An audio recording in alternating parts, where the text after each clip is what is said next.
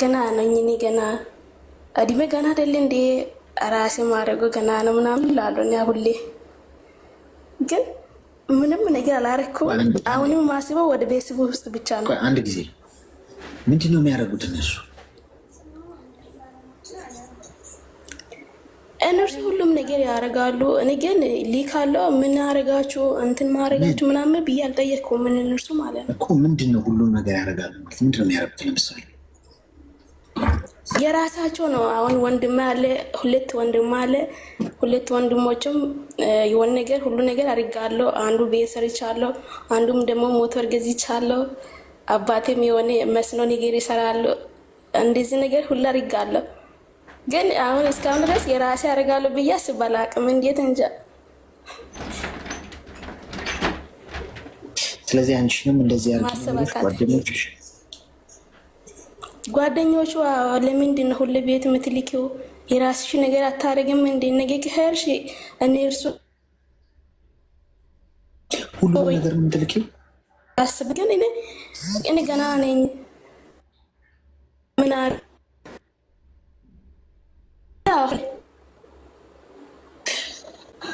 እየተቆራረጠች ማለት የኔ ነው። ሄሎ ይሰማል? ይሰማል። ሁሉንም ነገር ነው የምትልኪው? ይሰማል። እኔ ሁሉንም አንድ ብር እንኳን የለኝም። እግዚአብሔር 2 ዓመት እየሆነኝ ነው። 30 ብር አለኝ። 30 ብር አለኝ። ደግሞ ስትቀበይ እንዳለ ማንስተሽ የምትልኪላቸው? እንዳለ ለምን ጉዳይ ነው የምትልኪው? ምን አድርጉት ብለሽ የምትልኪው? እነርሱ እንኳን እናቴ እንኳን አትልክ ምናምን ትለኛለች። በቃ አትልክ ትለኛለች። እኔ በቃ ምን አደርገኛል ብር እላለሁ። እኔ ገና አይደል እንደ ሰርቼ አመጣለሁ ምናምን እላለሁ። በቃ ሁሌ እድሜሽ ምን ያህል ነው? አሁን 20 ሊገባ ነው። 19 እየጨረስኩ። እሺ ሚውት አዲስቲ አስቸጋሪ ነው። 30 ብር አለኝ ያለች በ2 ዓመት ውስጥ ምን ይባላል? አሁን 19 ዓመቴ ነው፣ ገና ነው እድሜ። ልፍጀው ነው እንዲ ሀሳብሽ? የኔ እናት ችግር የለውም። አንድ የእድሜን አቃጠየው 30 ምናምን ከገባው በኋላ አስብበታለሁ። ጊዜ እኮ እንደ ገንዘብ አይደለም። ገንዘብ ልሽ በየቀኑ ብታጭው የገነባሹ ቢፈርስ ያለሽ ነገር ብታጭ መልሰሽ ሰሪዎች ችግር ታምጫለሽ። ኢቨን እድለኛ ከሆንሽ ሎተሪ እንደርሶሽ እኮ በአንድ ቀን እኮ ባለገንዘብ ትሆኝ ትችላለሽ። የገንዘብ ጉዳይ ተሰርቶ የሚመጣ ጉዳይ ነው። ጊዜን ግን አታመጭው። ጊዜ ከሄደ ሄደን የኔ እናት፣ ጊዜን በገንዘብሽ አትገዢው፣ ወደኋላ አትመልሽው። ልትቆጣጠሪው የማትችይው አንድ ነገር ቢኖር ጊዜ ነው። ጊዜ በራሱ መንገድ ነው የሚሄደው። አንቺ ጊዜውን ጠብቀሽ በሰዓቱ የራስሽን ታይሚንግ አመቻችተሽ ማድረግ ያለብሽን ካላረግሽ በስተቀር ጊዜን ይዞ ማቆም አይቻልም። ቆይ አንዴ ጠብቀኝ ማለት አይቻልም። ጊዜ ራሱ በራሱ ሁኔታ ነው የሚሽከረከረው። ስለዚህ አንቺ ከጊዜው ጋር ያለሽን ነገር አጣጥመሽ ለራስሽ ማወቅ ነው እንጂ ካለፈ በኋላ ብትይ የሚፈጠር ምንም ታርጌ አጨብጭበሽ ነው የምትቀር። በ3 ዓመት ውስጥ 30 ብር በአካውንቶች ውስጥ አለ ማለት ትልቅ እኮ የማንቂያ ደውል እኮ። እንዴት አትነቂም? አሁን ለእኔ ስትነግሪኝ ራሱ አሁን መንቃት አለብሽ። በ2 ዓመት ሰርተሽ 2 ዓመት ሰርተሽ እንዴት ነው 30 ብሮች አካውንቶች ውስጥ ነው? የሆነው ሆኗል።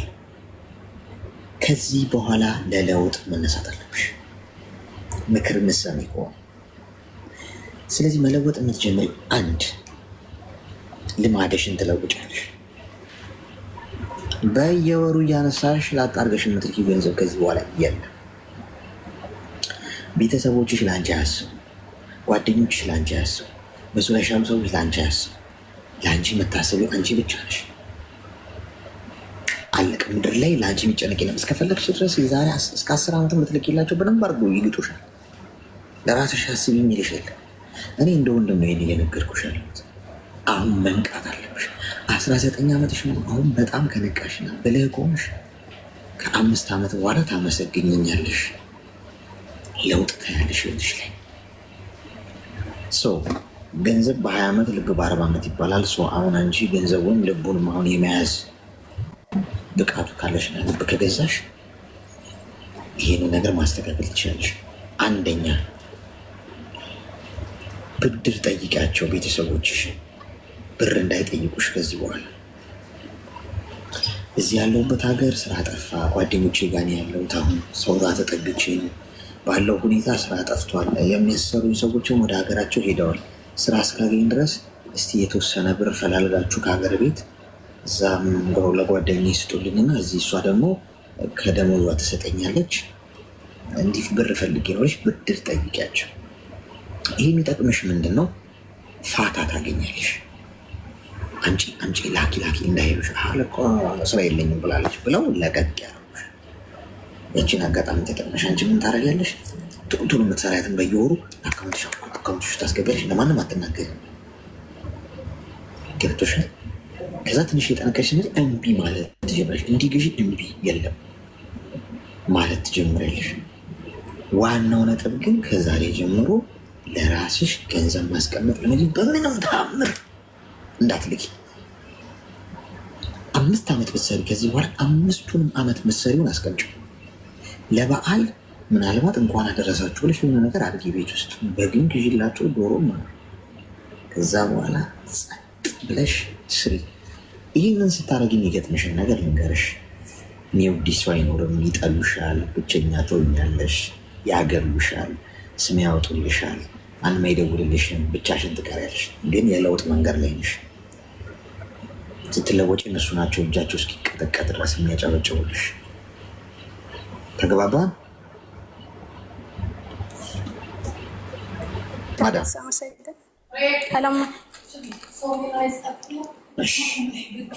መልካም ቀን።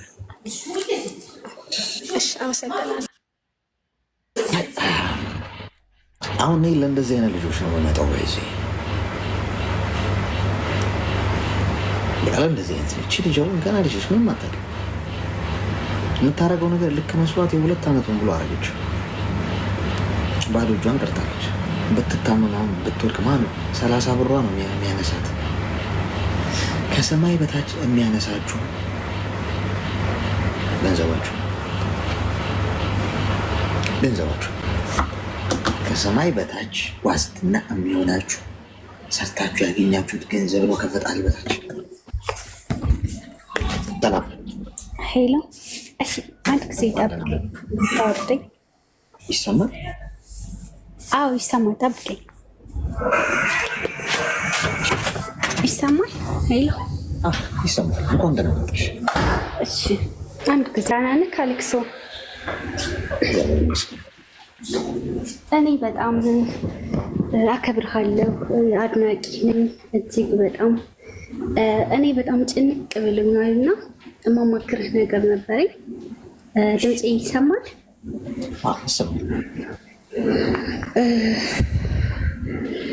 እሺ አሌክሶ፣ እኔ ስደት ላይ ነው ያለሁት። ኢማራት ነኝ። 2 ዓመቴ ከመጣሁ እና 2 ዓመት ውስጥ ቢያንስ የ1 ዓመት ነው እጄ ላይ ያለው። የ1 ዓመት ብር ምን እንዳደረኩበት ባላቅም ያው ለቤተሰብ የተወሰነ ረድቻለሁ። ቦታ እገዝቻለሁ፣ የማህበር ቦታ ነገር ደርሶኝ። ከዛ ውጭ እጅ ላይ ያለው የ1 ዓመት ነው። 2 ዓመት አሁን ጨርሻለሁ እና የጨነቀኝ ነገር አሁን ግራ ተጋብቻለሁ። ማለት ኮንትራት ጨርሻለሁኝ፣ ካንስሌሽን ሰርቼ ካንስሌሽን ተቀብዬ ይቅርታ በውጭ ለመስራት አሁን ባለሁበት ሙያ ላይ ለመስራት ማስባለሁ። ንግድ ነገር ኦር አይዲና ሰርቼ ደግሞ የሆነ በቃ ማለት ነፃነት የሚባል ነገር አለ አይደለም? በቃ ማለት አንዳንድ ጊዜ በቃ ሳይኮ የሚጎዳበት አይነት አለ። ነፃነት ከሌለ ክብር የሚባል ነገር አለ አይደለም? አሁን ለምሳሌ በስጋት አትኖርም። ማለት የሆነ የማይሆን ነገር አድርጋኝ ወይ ብሎ የሆነ ነገር ተቀያይመህ ወደ ሀገር ምናምን የሆነ ግጭት በሚኖርበት ሰዓት ያው የሚሉት እነሱ መብት አለን ብለው እስከ 2 ዓመት ድረስ እናሳፍራችኋለን፣ እንመልሳችኋለን እንደዚህ አይነት የማስፈራሪያ እንትን ነው የሚጠቀሙብን። እና እኔ አሁን ነፃነት የሚለውን ነገር ውስጤ በቃ እሱን ነገር ፈለግኩና ደግሞ ውጭ ላይ ደግሞ ብዙ አይነት ቻሌንጆች ሊያጋጥሙ ይችላሉ የሚለውን ደግሞ ስጋት ገባኝ። ማለት ሰው ብዙም የለኝም፣ ማውቀው ሰው የለኝም፣ እንዴት እንደምሰራ መንገዱን እንዴት እንደሚሄድ ብዙም የሚያሳይ ሰው ስለሌለኝ እሱ ነገር ስጋት ውስጥ ጨምሮኛል። እና ምን ትላለህ? አሁን 1 ዓመት ብር ይዤ ወጥቼ አይዳ ሰርቼ የራሴ የሆነ ስራ ለመስራት እችላለሁ አልችልም? እሱን ነገር እንድትረዳኝ ነበር ካለህ ቆይታ ካለህ እውቀት አንጻርም። የት ነው የምትኖሪው? ሄሎ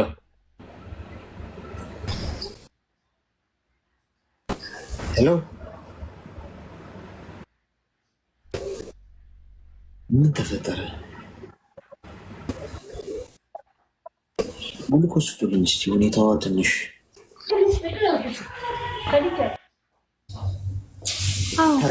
ተረጋጊ። እሺ፣ የሆነ ስራ ላይ ነሽ መሰለኝ፣ ብቻ ተረጋጋሽ። እሺ፣ የት ነው የምትኖሪው? ኢማራት። ምን ያህል ጊዜ ሊሆነሽ ከተመት? ከጀርባ ጫጫታ አለ። ኦ ማይ ጋድ። እሺ 2 ዓመት 2 ዓመት ሊሆነሽ ከመጣሽ? 2 ዓመት አሁን 3 ወር ነው የቀረኝ። በ2 ዓመት አሁን ወጥተሽ ለመስራት ነው? ለምንድን ነው እንደዚህ ያስብሽ? ካለው ነፃነት አንጻር ማለት ነው። እዚህ ካለው ነፃነት አንጻር። ነፃነት ማለት ምን አይነት ነፃነት ነው አንቺ የፈለግሽው? ነፃነት ማለት አሁን ከ2 ዓመት በፊት አደኛ ነገር ግጭት አለ። የሰው ልጅ አብሮ ሲኖር ያው ግጭት መታረቅም ብዙ ነገር ይፈጠራሉ። ኦር አይደለም በዚህ በተራራቀ ቤተሰብ ወይም በሰው ሀገር ሰው አይደለም ቤተሰብ ጋር ራሱ አብሮ ሲኖር የሰው ልጅ ያው መግባባት ላይ ግጭት አለ። እዚህ ጋር የምንሰራው ስራ እንትን ነው፣ ሽቶና ብኩር ነው የምንሰራው። እኔ የምንሰራው ብዙ ነን። በጣም ቅርታ ድምፅ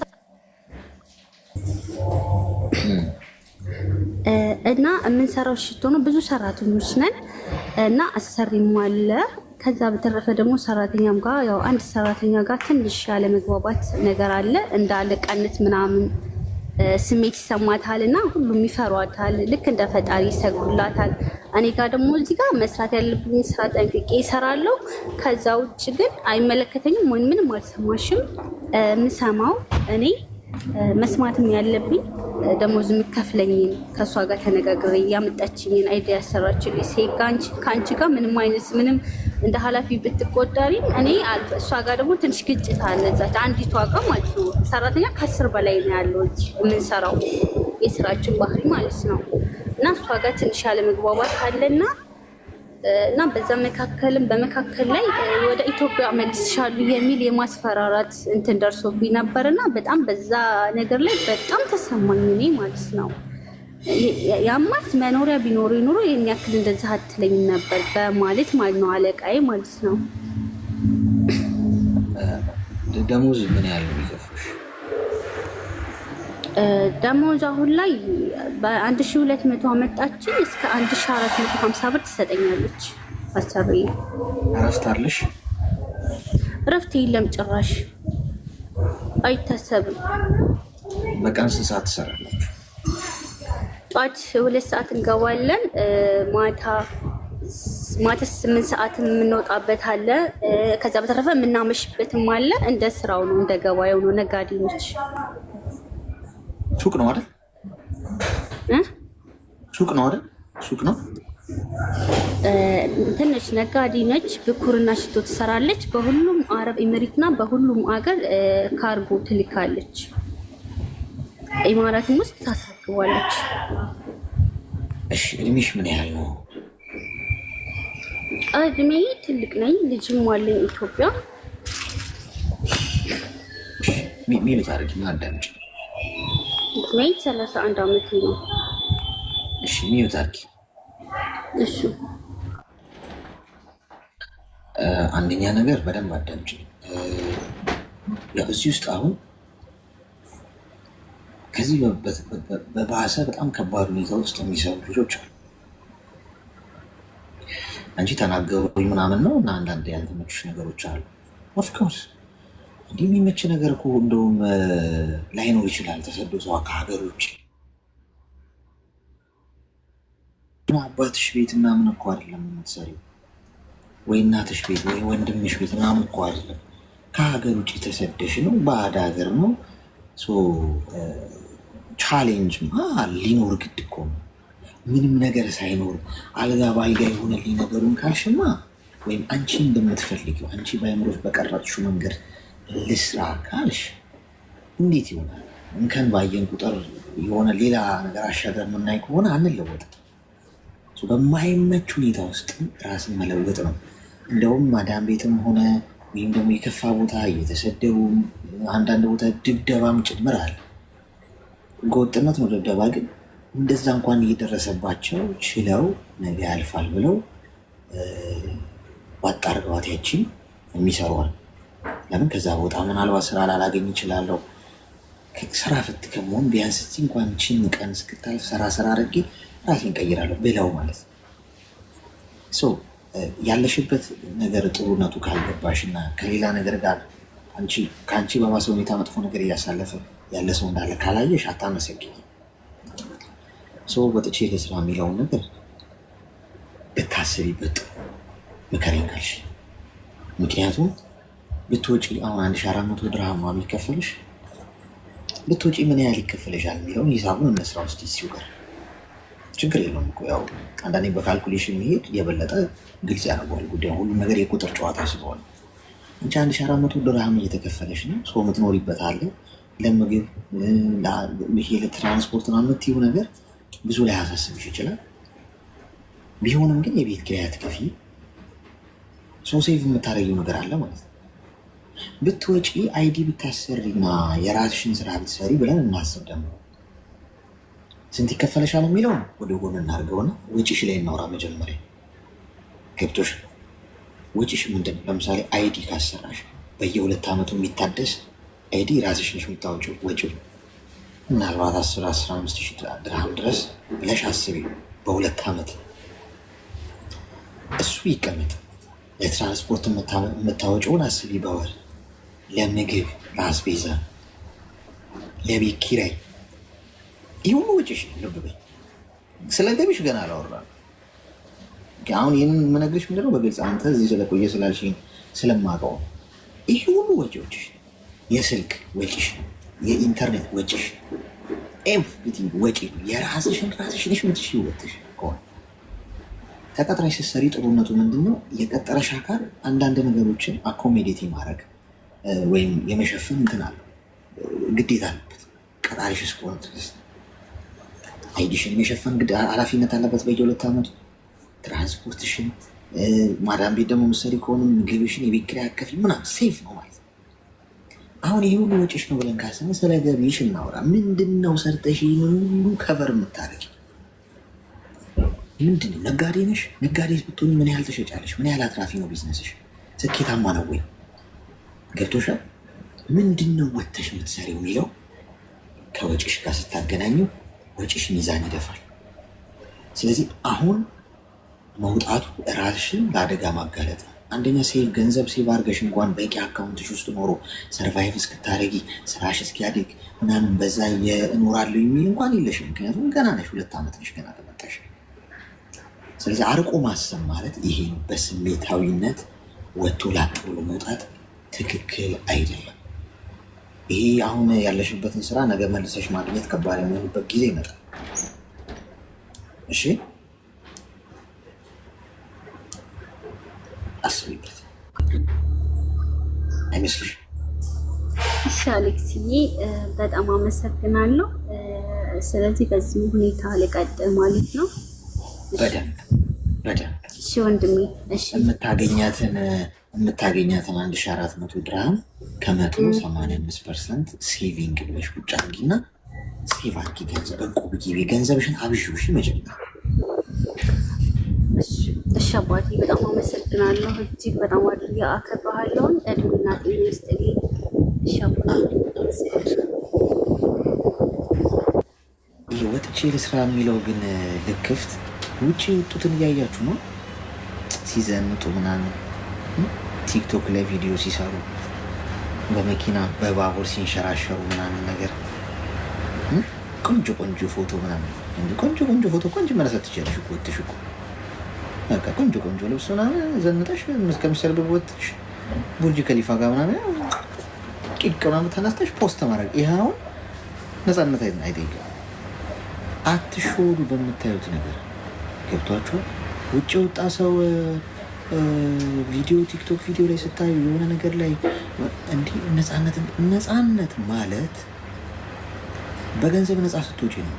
ወተሽ ለወጪ የምትዳረጊ ከሆነ ምን በፊዚካል ነፃ ወጥተሻል፣ ችግር የለው የሚቆጣጠረሽ ምናምን ሰው የለም። በገንዘብ ግን ስቲል እስር ቤት ነሽ። የምትፈልጊውን ማድረጋች ነፃነት ማለት የገንዘብ ነፃነት ማግኘት ነው። ከገንዘብ ትግል ወጥተሽ የሆኑ ነገሮች ማያሳስብሽ ሌቭል ላይ ከደረሽ ያኔ ፍሪደም አለሽ ማለት ነው። አሁን በአንድ ጊዜ ላጣርገሽ የግል ጀት መግዛት ትችላለሽ።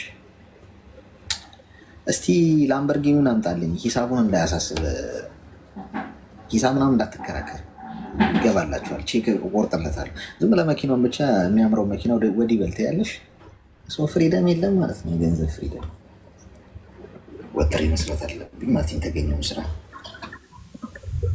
ስራ ክቡር ነው።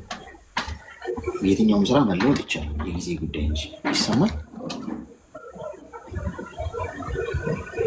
ሄሎ፣ እንኳን ደህና መጣሽ። አቤት፣ ሰሙ። እንኳን ደህና ቆይ። ምን ይታዘዝ? ይሰማል? ይሰማል። ምን እንታዘዝ?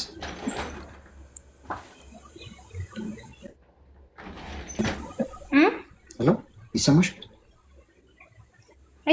ይሰማል? ይሰማኛል። ይሰማል። ልቀጥል? ቀጥይ። ምን እንታዘዝ? ኦኬ፣ እኔ ማለት ነው ትንሽ ምክር እንድትመክረኝ ፈልጌ ነው።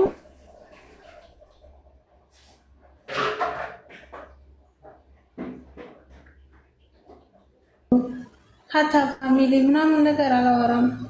በቃ ጓደኞች ምናምን ነገር ተቀይረሻል ምናምን ይሉኛል። ግን እኔ ማለት እኔ ያለሁበትን አይረዱኝም።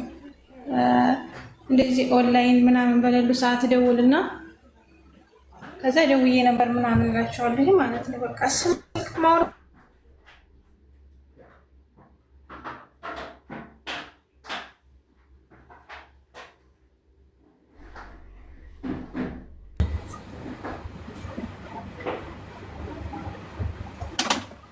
ኔትወርክሽ የኔ ነው የሷ ጎበዝ?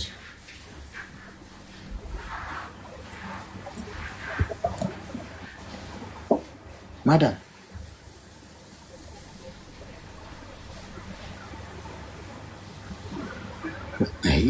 ሄደች ይዟት በረረ ማለት አሁን ነው። ኮይን ልስጣችሁ እስኪ ኮይን ልስጣችሁና ሜምበራችሁን አድሱት። ሜምበር ያልሆናችሁ ሰዎች ሜምበር ሆኑ። ኮይን ግን ወስዳችሁ ምንድን ነው የምታረጉት? አንዳንዶቻችሁ ኮይኑን እየተከላችሁት ነው፣ ይወልዳል፣ ባንክ እያስቀመጣችሁት ነው። ምንድን ነው? ወይስ ይሄ ልጅ እንደው ሲሞት እንኳን የአበባ ጉንጉን የሚያመጣለት ስለሌለ እንግዲህ አበባ እንኳን ብሰጠው ብላችሁ አስባችሁልኝ ነው? ሜምበሩን እንጂ ጎበዝ፣ እኔ የማስቀምጠውና ሜምበር የሚሆነው ሰው ቁጥር ትንሽ ነው። እዚህ ጋር ሳጥን ይታያችኋል። ሳጥኑን ከ3 ደቂቃ በኋላ ስትነኩት ይሰጣችኋል። ከዛ ውስጥ ወስዳችሁ ከስሜ ጎን ያለው ልብ ቅርጽ ምልክት እየነካችሁ ሜምበር ሆኑ። ግን ታብ ላረገ ሰው ነው የሚሰጠው። ታብ ካላረጋችሁ አይሰጣችሁም። እሺ፣ ለምንድን ነው አይሰጠኝ የምትሉኝ? ታብ ላረጉት ነው። ይህን 3 ደቂቃ በጣም ታብ አድርጉና ውሰዱ። እውነቴን እኮ ነው። ምን እያደረጋችሁ? ወይስ ሌላ ቦታ ነው ሜምበር የምትሆኑበት ወስዳችሁ? ይሄ እዛም የምታደርጉ ሰዎች ካላችሁ ሰላም።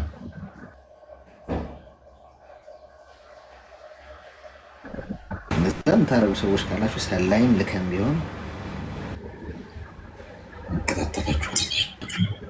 ሰላም። ሄሎ።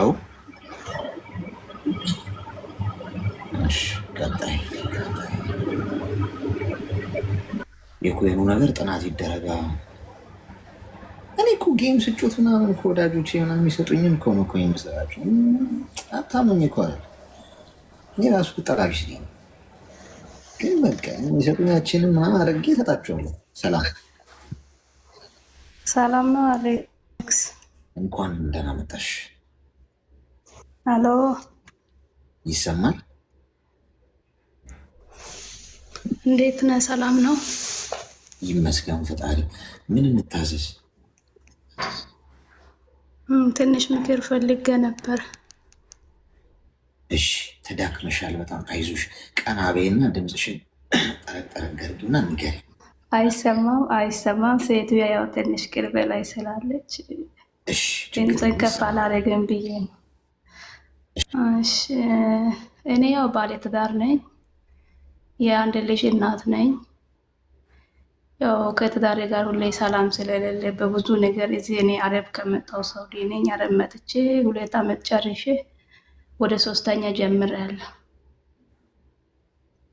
ከዛም በቃ እኔ እዛ እያለሁም ትንሽ አንዳንዴ ይጣላል። እሱ የሚሰራው ኮንስትራክሽን ስራ ነው። በቃ ይሆናላ። እኔ ደግሞ እዚህ ስመጣም ትንሽ እንለወጥ በሚለው ከእሱ ጋር ተመካክሬ ሄዳለሁ። እሱም ሂጂ፣ በዛ ላይ ደግሞ ቤተሰቦቹ ልጁን እኛ እንይዛለን፣ አንቺ በቃ ወጥተሽ ስሪ ሲሉኝ እሺ ብዬ፣ እሱ ደግሞ ኮንስትራክሽን ስራ ውጪ ስለሚሰራ ህፃኑን ቤተሰብ ጋር ወደ ገጠር ልኬ እኔ ወደ ሳውዲ መጣሁ።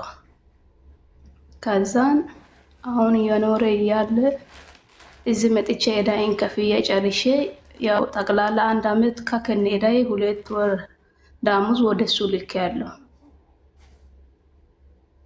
ከዛም ቡቱክ ጀምራለሁ ምናምን ስል እሺ በቃ የኔ ስራ ትንሽ ይከብደኛል ስል እሺ ከተመቸክ ስራ ብዬ ብሩን ሁሉን ከላኩት በኋላ ብሩን ከተቀበለ በኋላ ሱቁን ከጀመረ በኋላ ሱቁ ላይ ሌላ ሴት አምጥቶ አስቀምጦ የሆነ ነገር ጭጭምታ ደረሰ እኔ ጋር ከቤተሰብም ከሰፈር ሰው። ከዛ ወሬውን ሰምቼ ዝም በቃ ከኔ ጋር እኔ መጀመሪያ ያወራል። ብሩን ስልክ በደንብ ነው የሚያወራኝ፣ ያለውን ነገር እንዲያደርጓለሁ እንደዚህ እናደርጋለን እያለ ያወራል። በቃ ሁሌ ስለ ብር ብቻ ነው፣ ስለ እኔ ደህንነት አይጠይቀኝም። ደክሞሻል፣ አይዞሽ፣ በርቺ አይለኝም። ብር ሲፈልግ ምን አዲስ ነገር አለ፣ በቃ ብር ልካለሁ ስል ምን አዲስ ነገር አለ ይለኛል። ከዛ የራሱን በቃ ስራውን ጀመረ። እሱ ስራው ከጀመረ በኋላ ከዚህ በኋላ እኔ ላንተ ብር አልህም፣ እኔም የራሴ ሀሳብ እቅዶችን በቃ እንደ ሰው እኔም እስቲ ልለወጥ እና በቃ ከዚህ በኋላ እኔ አልህም ላንተ ብር፣ እኔ እስከዛሬ ላንተ ምልከው ብር ይበቃሃል። አሁን እኔ የሆነ ስራ ለራሴ አስቤ የሚሰራ ነገር አለ፣ አንተ ታግዘኛለህ፣ እስከዛ በርትተሽ ስራን ስራ አልኩት።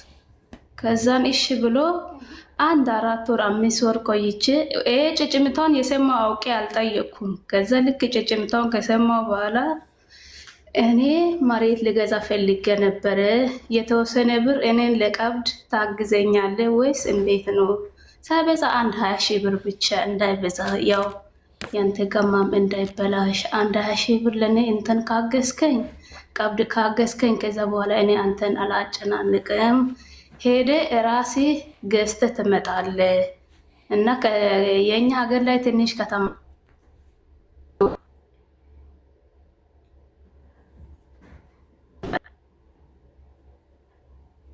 ከዛ አደረና ከ3 ቀን ከ4 ቀን በኋላ እና ምን አሰብክ አገኘ ብሩን ስል አይ እኔ አልሰጥሽም፣ እኔ ምንም ብር ላንቺ አልሰጥሽም፣ እኔ የኔ ስራና ስራዬን ብቻ ነው ማተኩረው፣ ያንቺን ካለሽ መግዛት ትችያለሽ፣ እኔ የለኝም አልገዛም፣ አንቺ መግዛት ትችያለሽ፣ እኔ ስራና ስራዬን ነው ማተኩረው፣ ሄጀም አልገዛም፣ በፈለግሽው ሰው ማስገዛት ትችያለሽ አለ። ኦኬ በቃ ይሄ ልጅ እውነትም ሰው የሚያወራው ነገር አሁን አስተሳሰቡን ስሰማ ለካ የሰው ልጅ እንዲህ ነው በምላው ከራሴ ጋር ተጣላውና ለካ ጥቅም ሲፈልግ ብቻ ነው ይሄ ልጅ እኔን እንደዚህ ትኩር ብሎ አጠቆ የሚያወራኝ ብዬ በቃ ያዛረኩት። እሱ እንዳለ እንደውም ለእኔ ነው ያመቻቸው ብዬ መሬቱንም በሰው አስገዛው።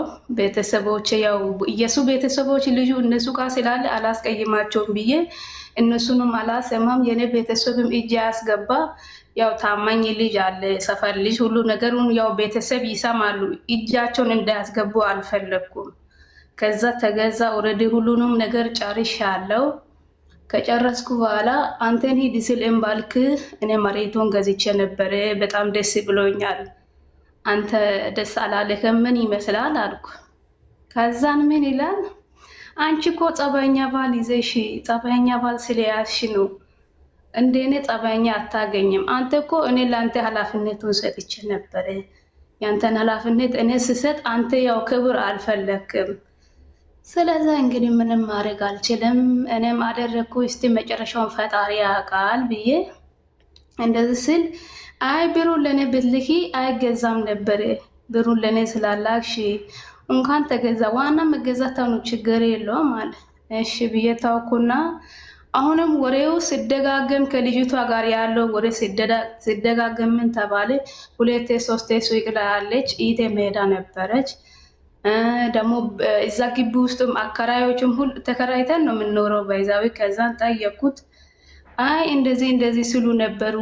ይሄ ነገር እውነት ነው ወይስ ሀሳብ ነበረክ? እንዴት ነው ስል ኧረ እናቱንና ይሄ ላንቺ የምናገረው ሰው ቁጭ ብለሽ ስራ ትተሽ ስለኔ ጀርባ ነው በረፍት ሰዓትሽ ስለኔ ጀርባ ነው የምታጣሪው ምናምን አለና በቃ እስከ ጥግ እኔንም ሰደበ። ላንቺ ማን ነው የነገረው ብሎ ሰደበ። እኔ ደግሞ እንደዚህ በቃ ሳልናደር እየሳኩ ነው እየጠየቁት። ስስቅ ተናድጄ ምናምን ተሳድቤ አይደለም ሲጠይቀን በቃ ኖርማል እየጠየቁት።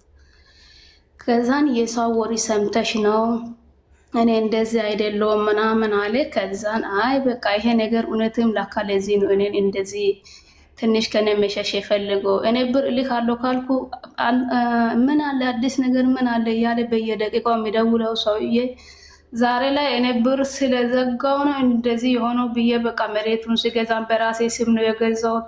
የሱም ስም አላስገባውም። በቃ እኔም ከመጀመሪያው ትንሽ ለቀቅ አልኩት። ትንሽ ደውላለሁ ግን በቃ እንደ መጀመሪያው አልሆንም። ከዛ ምን ሆነ እኔን ነገርየውን እቤት አምጥቶ አሳድሮ ነው የሚሸኛት ምናምን ይላሉ። አንተ እንዴት እንደዚህ ትሆናለህ? እኔ ካንተ ጋር መኖር ጠልቼ ነው የመጣሁት። አይ ችግር የለውም ብልህኝ አይደል እንደ እኔን የሸኛይ እንዴት እንደዚህ አንተ እኮ በማትፈለግ ቦታ ስትጠራ የእከሌ ባል እኮ ነው ሲባል እኔም ደስ አይለኝም። እኔ አንተ አንድ ላቀቀ ስታኖረኝ ነው እኔ ልጄን ጥዬ ስደት የወጣሁት ራሴን ሽጬ የተሰደድኩት። እንዴት እንደዚህ ታደርጋለህ? እኔ ካንተ አልጠብቅም። ስለዛ አይ ካንቺ ጋር መኖሩ መሆኑ ለኔ አይመቸኝም ካልክ ማርያምን ግልጹን ንገረኝ። እኔ ኖርማል ነው ምንም ነገር እኔ አንተን አላጨናንቅም። እና በቃ በጣም እኔንም ገረመኝ ሁኔታ። ደግሞ በዛ ዙሪያ በብዙ ነገር አሁን በቃ ማስጠራት ማትፈለግ ቦታ ላይ በአንድ አመት ውስጥ እንደዚህ የተጠራኸው እኔ ከዚህ እስከምመጣ ምን እንደምትሆን እኮ ታየኝ አልኩት። በቃ ሰደበኝ።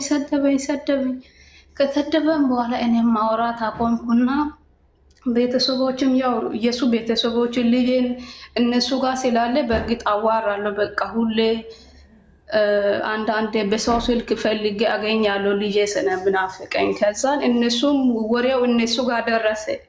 እኔ ሳልነግር በፊት እነሱ ጋር ደርሶ እነሱም ከሱ ጋር ተጣልቶ ዝም አሉ። ከዛም መጨረሻ ላይ እኔ ሲጠይቅ እነሱም ሰሙና እንደዚህ የተባለ ነው። አይ ልጁ የሆነ ነገር እንዳይሆንብኝ ነገር ደግሞ እኔና እናንተንም እንዳጣላ በቃ እኔ እንደዚህ ብር ስልክ መጨረሻ ላይ እንደዚህ የሆነ ነው የሚል ወሬ ሰማሁ። ስለዛ እንደ አባትና እንደ እናት ትንሽ ሳትናደዱ የሚከሩ እኔ ግራ ነው የገባኝ ሲል እነሱም ሲጠይቁ በቃ እነሱንም ሰደበ። በቃ አመት ሙሉ ከነሱ ጋርም አያወራም። ሰደበና አሁን ደግሞ በራሱ ሰዓት ይቅርታ በቃ አይለምደኝም ይቅርታ አለ። እሺ ብዬ ዝም አልኩት። ከዛም በቃ ብር አልክም ኦልሬዲ ብር አልክም። አሁን አመት ከ4 ወር ሆኖኛል እኔ ለሱ ብር ካቆምኩት ማለት አልፎ አልፎ በቃ ስልክ ያወራኛል፣ ይቅርታ ይለኛል፣ ሁሌም ይቅርታ ይለኛል። ግን ብር የሚባል ነገር አልክም። አሁንም ቢሆን መሬቱን ገዛው፣ እዳይን ከፈልኩት፣ ብር መላክ አቆምኩት። በራሱ ሰዓት አሁንም የዞረ ይደውለኛል፣ አንዳንዴ ያወራኛል፣ እኔም አወራለሁ። በቃ ምንም ቢሆን እስቲ ሄጄ እስከማይ ድረስ አወራለሁ ብዬ አሁንም በቃ የሆነ ጭጭምታዎቹን እየሰማሁ ነው። ግን ትመክረኛለህ። አንዳንድ ልቤ በቃ ተያስ ብለኛል። አንዳንድ ልቤ ለልጅሽ ሲባል የሆነ ነገሮችን በቃ ጸጥ ብለሽ እስቲ እስከሚታይ ድረስ በርቺ ይለኛል። አንዳንዴ በቃ ቁርጥ አድርጊ ይለኛል። ምን ትመክረኛለህ? በጣም ነው እየከፋኝ ያለው። ምን ያህል ጊዜ ነው አሁን ከተለያያችሁ ማውራት ካቆማችሁ? ያወራኛል፣ እሱ ያወራኛል።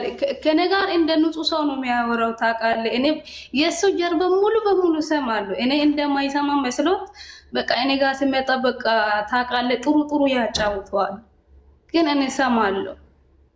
አሁን አንቺ ነሽ ሱቅ የከፈትሽለት?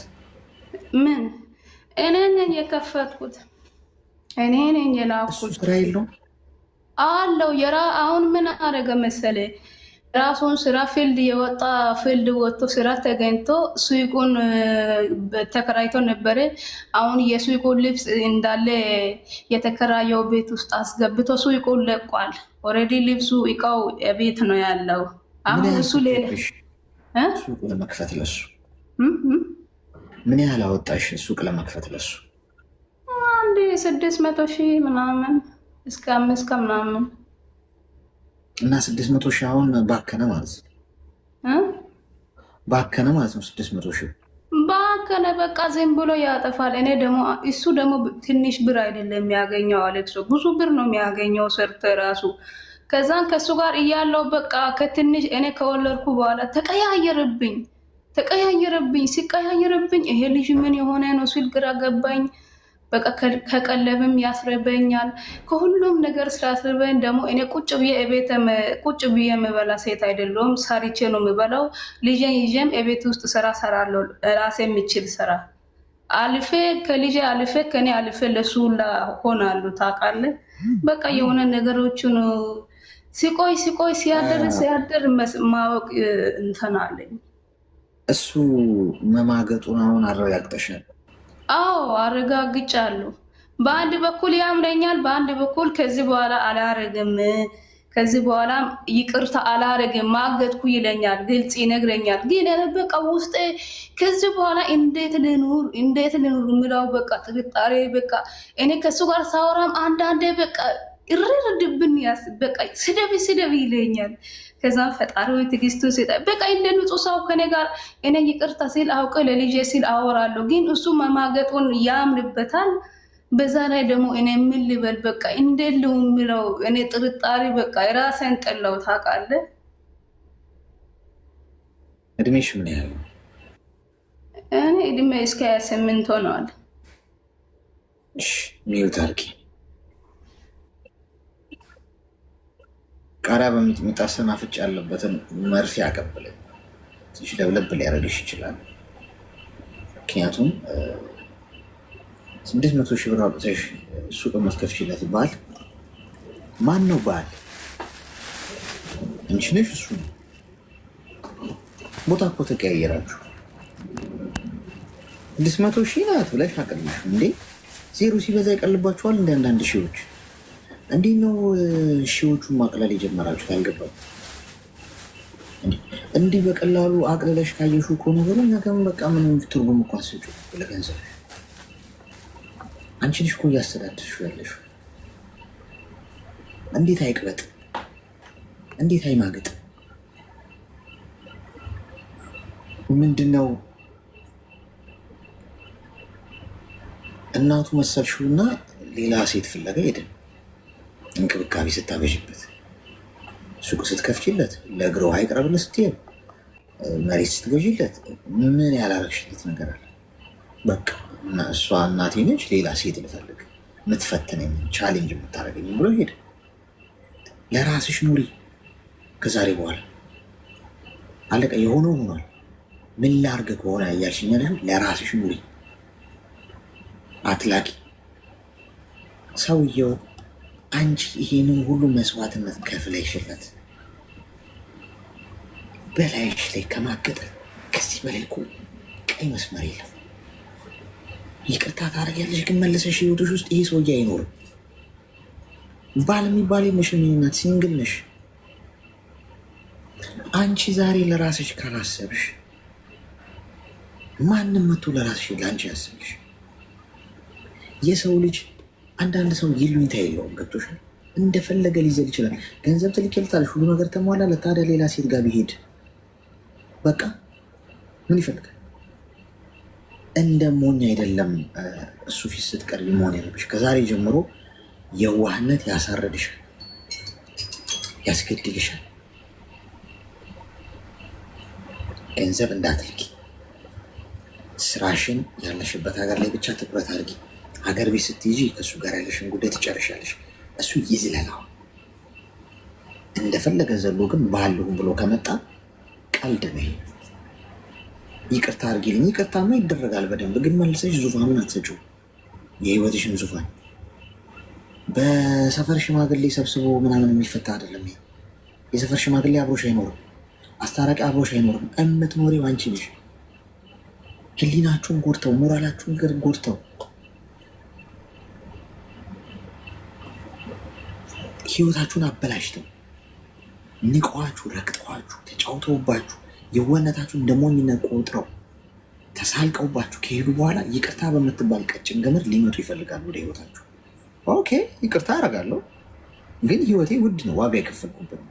ዝም ብዬ አንስቼ የምሰጠው ህይወት የለኝም። ምናልባት ዝም ብለሽ በተራ ጉዳይ አምነሹ ከነበረ እስከዛሬ፣ ከዛሬ በኋላ እምነትሽን አሰጪኝ ማለት ነው። የአንቺ እምነት ውድ ነው ማለት ነው። ስለዚህ ብርሽን ያዥ፣ አትታለይ፣ የዋህነት አትቀሽ። ይደውልልኛል ያወራኛል አትበይ። ስልክሽን ቀይሪ፣ አድራሻሽን ቀይሪና ለ6 ወር ጥፍት ብለሽ አይምሮሽን አክሚ። ተግባባል? እሺ አሌክስ፣ እሺ ቀይራለሁ። እሺ አመሰግናለሁ። አሜን። እሺ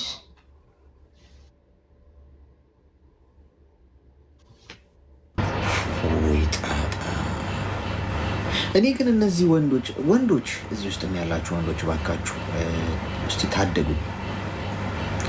እኔም እድሌ ልሞክር። ግድ የላችሁ ያው በልታችኋል እስካሁን ድረስ።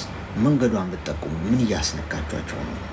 ሴቶቹ 600 ሺህ ብር ላጣርገው ይሰጡና 600 ሺህ ነች። ያው ምን አላት እንዴ? ቁጥሩን ጽፌው አላውቅም እኔ እናት። ስንት ዜሮ ነበር ያለው? ትቀልጃለሽ። ከባንክ ነው እንደ አንቺ ገጸ በረከት ነው እንዴ ተሰጠሽ? ወይስ ከዛፍ ላይ ነው እንዴ የምትቀጥሽ? አቀለለችው እኮ 600 ሺህ ናት። ያው ምን አላት የከፈትኩለት ሱቅ። በልጅነቴ ከአድጋ ወድቄ ዘነዘና መጥቶኛል። እኔ ተለክፍ ያለው ያየኝ በሙሉ ጥላቢስ እንደሆንኩ ነው የሚያየው። ቀንዳም ጂኒ እንደሆንኩ ነው የሚታየው። እነዚህ ወንዶች ግን በልጅነታቸው ተብለው እጃቸው ተመርቆ እናታቸው ግንባራቸውን ስማ የሰፈር ሰው ሰብሰብ ብሎ መርቋቸው ያየ ውደድ ያልሰራበትን ብላ ያልታሰበ በቃ ምንም ያለፋበት ይምጣ ሴቶች ሁሉ ያዩ ይውደዱ ዝም ብለው ገንዘብ ይላኩልህ ተብሎ የተመረቀ ነው እንዳለ ወንድ። አንድ ማንኪያ የምትገዛልኝ ሴት ታጣለህ? እኔ ጌታ አንድ ማንኪያ ነው የጠየኩት፣ ማንኪያ። ከዛ ከወንዶቹ ተርታ ልሰለፍ ቢያንስ